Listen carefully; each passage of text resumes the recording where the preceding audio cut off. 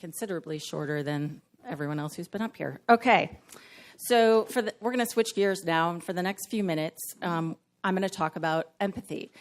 Because what we found at Feeding America is that we really need to lead with our hearts in addition to our heads. So we're all familiar with the pictures from Hurricane Harvey, which I always seem to call Hugo for some reason. They're heartbreaking, and I don't think any of them are going to go away from our memories anytime soon. It makes a visceral emotional connection and causes real empathy with the people that are suffering. But what about those people that don't look like they're in crisis, but they are, like these two little kids in Louisiana who don't have enough to eat every day? Every single person in this room is focused on a group of people or an issue that needs more attention. Women's health, women giving birth, HIV, children's education.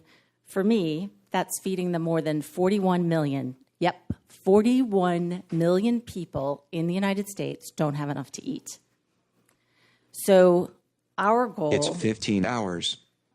Oh, it's 15 hours. So if you're advocating for a cause, you know all too well how difficult it is to get noticed. And that's not really surprising if you think about it, right? There are so many things out there to focus on, and there are so many issues that do need our help. So we need to choose. And I like to think that most people want to help, but you just can't do it all. So every single one of us, develop coping mechanisms on the things that we don't support. And we do that in order to distance ourselves so that we can so that we don't feel bad about the fact that we're not doing everything. So we ignore the numbers and we fall back on biases and assumptions about who's truly in need and how we can help. And each of us has a different strategy of doing that. For some, they want to make an immediate difference. They want to feed people. Some want to teach others to fish for themselves, something that's more sustainable on an ongoing basis. Others pick an organization where they believe they can have a particular impact by using one of their skill sets. Merck, for example.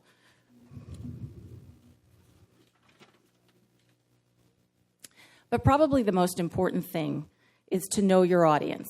People assume that you're talking to people who are just like you, and they're not.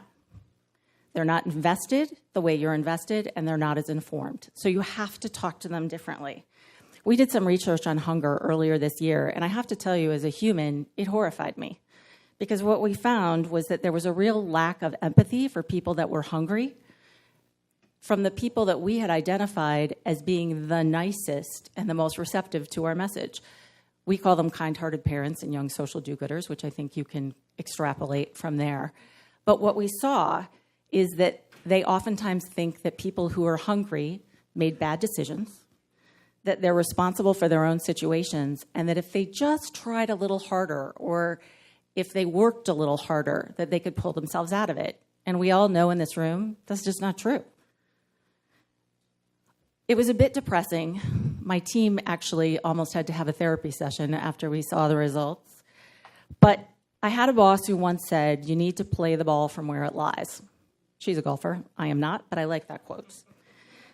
Whether we agree with these arguments or not, we need to start where our audience is. And I think oftentimes we start where we are, and we assume that they will follow us along, right? And they don't.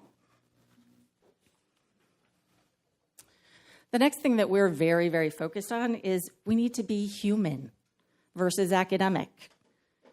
At Feeding America, we used to talk about food insecurity. When I've only been here 10 months now, and I came from a for-profit, and I got my first email, and I was reading it, and it was beautiful, and there was this child's story, and I wanted to help. And all of a sudden, I ran into food insecurity, and I said, what the heck is that? So now we talk about hunger, not knowing where your next meal is going to come from, about a mom having to skip her own meal, or about having to choose which child she's going to feed for lunch. On the positive side, we talk about the joy of something delicious to eat, like this little girl with her orange, or the comfort of dependable meals like school lunch.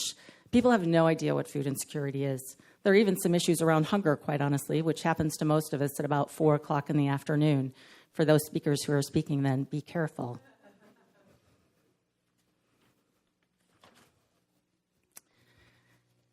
Which leads me to my next point. Make it short.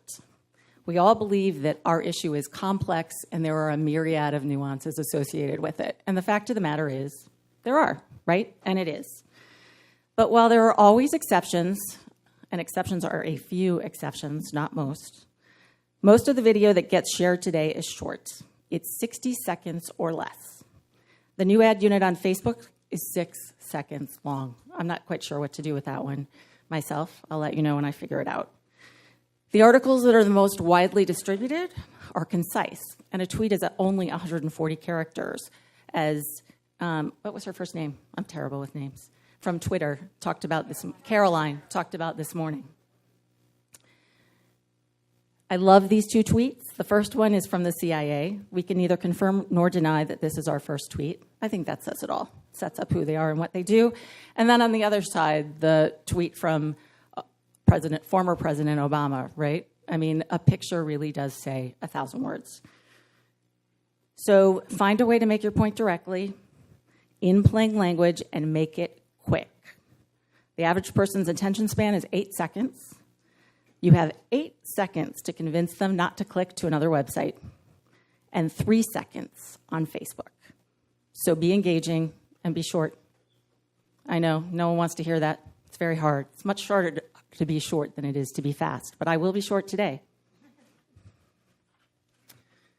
This is one of my favorite quotes. We do not see things as they are, we see things as we are.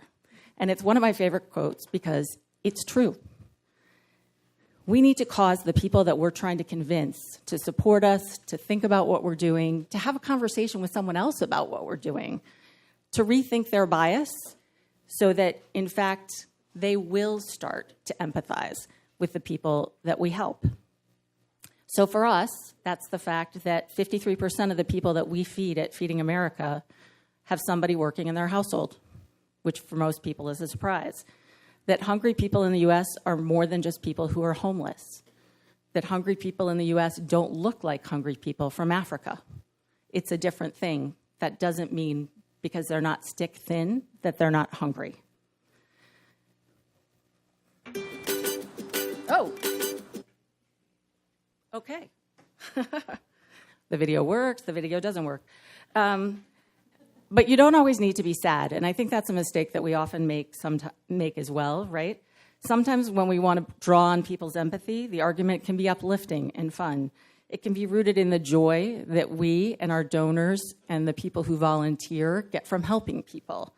Make-A-Wish does a terrific job of this for anybody who's seen virtually anything that they've done. So I want you to take a look at something that my team did this summer, and it was designed to raise awareness of the fact that when kids don't have school lunch, they don't have anything to eat, which most people still don't understand. We got a ton of donations from that. So in addition to that, one of the other things that we did, which was fundamentally all about empathy, was we partnered with Scholastic this year. And we had Scholastic develop lesson plans for kids in school, which were delivered the last week of school. And it taught them how to be empathetic to other kids and things that they could do to support kids that were hungry. And so all summer long, we got submissions of drawings and money from lemonade stands and a variety of other things that got kids involved. So you hate these rules. You don't want to do this. Well, it's working. So our early results are really positive. In the last 6 months, our aided awareness for Feeding America has gone up 6%. The intent to support Feeding America has gone up 10%. And the passion for hunger has gone up 8%. And while we certainly can't take credit for all of it, there are a lot of external factors going on, as we all know. My team, I think, has done a really amazing job at forging those connections with the people that we're talking to, and we're motivating them to do things. And finally, tell a single story versus talk about a population. When we're in rooms with each other, talking about a population makes sense, but people care about individuals. Large numbers are overwhelming and leave people feeling like it's virtually impossible to make a decision or make a difference. We all remember that picture of the little child that washed up on the beach who was a refugee.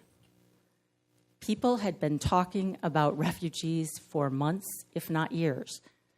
That's what made the difference, because it was a person. It was a little child who couldn't do anything about that. Another example is Humans of New York. How many of you read Humans of New York? If not, you should. It's amazing. You're in New York now. You should read it on the way home. It's fantastic stories that tell just a small slice of people's lives. So I mentioned that we did research with those kind-hearted parents earlier, and that it traumatized me and my team. But one of them said, I get that. I get that we need to be faster, that we need to be more concise, that we need to focus on visuals, but isn't it our job to educate people? And I said, no, it's our job to change people's minds, and then we can educate people. Thank you.